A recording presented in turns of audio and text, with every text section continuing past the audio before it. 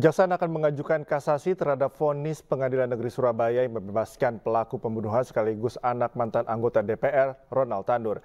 Kejaksaan menilai pertimbangan hakim tidak masuk akal.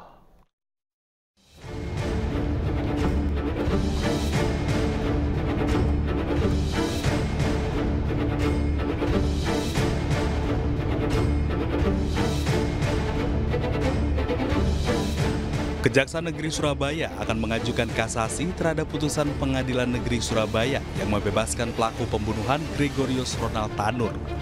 Kejaksaan kecewa terhadap putusan tersebut yang juga menimbulkan reaksi keras di tengah publik.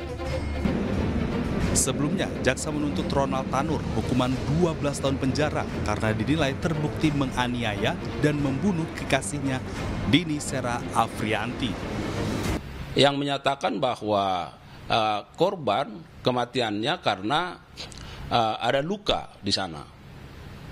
Nah, sehingga jika misalnya hakim hanya melihat dari sisi bahwa tidak ada saksi yang langsung melihat atau karena pengaruh alkohol, saya kira ini kurang tepat. Ya.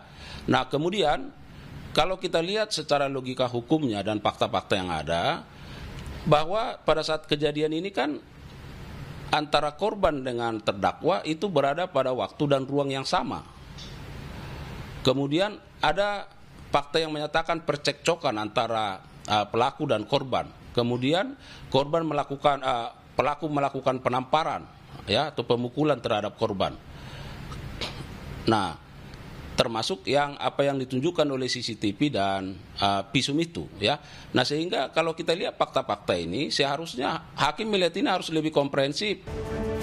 Sebelumnya, Ronald Tanur dituntut menganiaya kekasihnya Dini Sera Afrianti hingga meninggal dunia di sebuah tempat karaoke di Surabaya Oktober 2023 lalu. Ronald menganiaya korban dengan botol minuman keras, lalu melindas tubuh korban dengan mobil. Kasus ini sempat menarik perhatian publik, terlebih Ronald Tanur merupakan anak dari mantan anggota DPR Edward Tanur. Sementara itu, Majelis Hakim Pengadilan Negeri Surabaya yang dipimpin Erin Tuah Damani membebaskan Ronald Tanur dengan pertimbangan Dini meninggal bukan karena dianiaya, melainkan kerusakan lambung akibat terlalu banyak mengkonsumsi alkohol.